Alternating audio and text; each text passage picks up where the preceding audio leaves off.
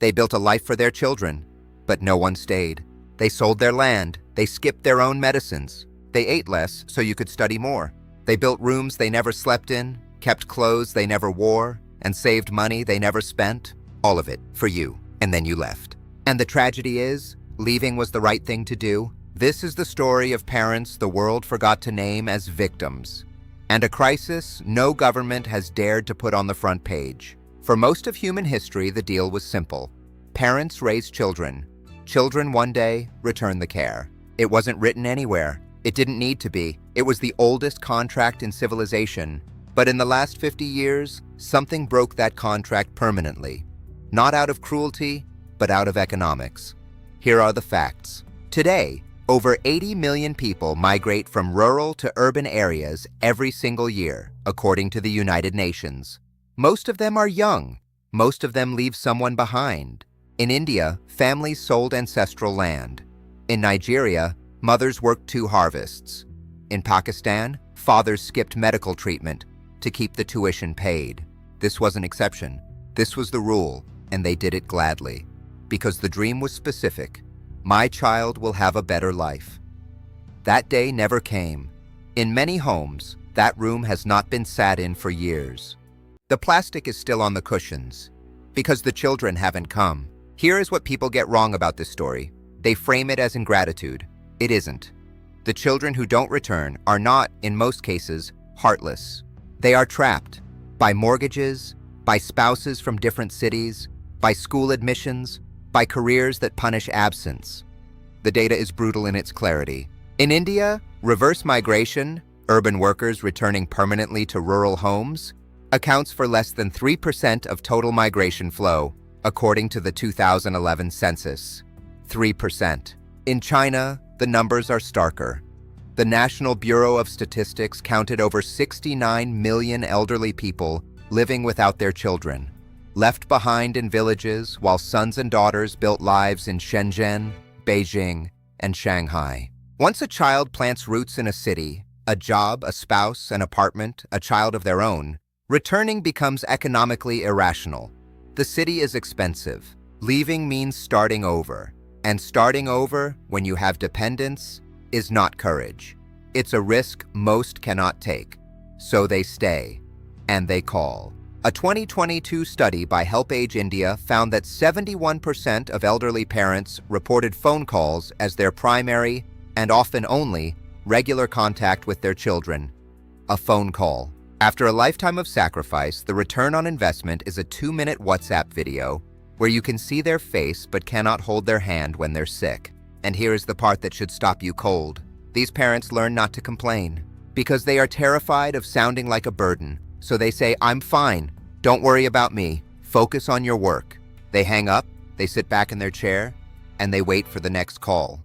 There is a documented psychological pattern among elderly parents in this situation. Researchers call it chronic anticipatory grief, a state of grieving a loss that has not fully arrived yet, but feels permanent. They keep rooms ready. They cook more food than they can eat, out of decades of habit. They buy fruit when someone is coming to visit, and eat it alone when the visit is canceled. This is not poetry. This is what geriatric psychiatrists document in clinical notes across India, China, Pakistan, and across the African continent. Now zoom out from the individual home. Look at the village. What happens when every family's children leave and none return? The village dies. This is not metaphor. It is measured, documented, and accelerating. Japan's government has officially identified over 800 municipalities at risk of complete extinction. In rural southern Italy, entire villages have fewer than 100 residents, nearly all over the age of 65. Local governments have begun offering money to move in because the alternative is official abandonment. In China, researchers have documented over 3.6 million villages that have been partially or fully abandoned. They have a name for them, Kongshin Kun, hollow villages. The walls stand, the roofs are intact, but no one lives there anymore. And in these hollow villages, in these dying towns, the last people left are almost always the old ones, waiting. Here is one of the most haunting ironies this story produces. In village after village, the nicest building on the street is almost always the one built by a family whose children live abroad. Parents spent their life savings, sometimes supplemented by remittances, constructing large homes, tile floors, multiple bedrooms, a proper kitchen, a gate with iron railings, built for the joint family that was coming, the family that never came. That house becomes something between a home and a monument. When well-meaning relatives suggest selling, the parents refuse, because selling the house means surrendering the hope, and they are not ready to do that. They will die in that house alone and still believing. This is the part where it becomes important to be precise about blame, because this story is not about bad children. Bad children exist, but they are not the majority. The majority of children in this situation carry guilt so heavy it disrupts their sleep. This story is about a structural failure, a policy catastrophe that hid itself inside private family pain. Here is the math that was never done. Governments across the developing world spent decades building policies to accelerate urban migration, because cities drive GDP. They built highways out of villages, they built universities in cities, they created jobs in metros. All of this moved young people away from rural areas efficiently. What they did not build, any system to care for the people left behind. Pension coverage for rural elderly in sub-Saharan Africa sits below 20%. In South Asia, it reaches approximately 35%. And even that figure is generous, counting schemes that pay as little as $2 a month. Which means, in practice, children are still the only retirement plan for hundreds of millions of rural elderly people across the world. And that retirement plan relocated to a city. The family didn't fail the system. The system failed the family, and then called it a private matter. Some governments have begun to respond. In 2021, China introduced regulations under its Empty Nest Elderly Care National Program, requiring adult children to visit aging parents. Japan has launched local revitalization schemes. India has expanded its network of government old age homes, though cultural stigma means occupancy remains low.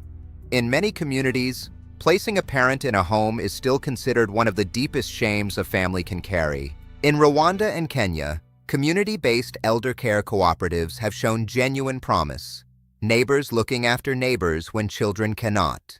But every one of these solutions is operating at the scale of a bucket brigade in front of a burning building.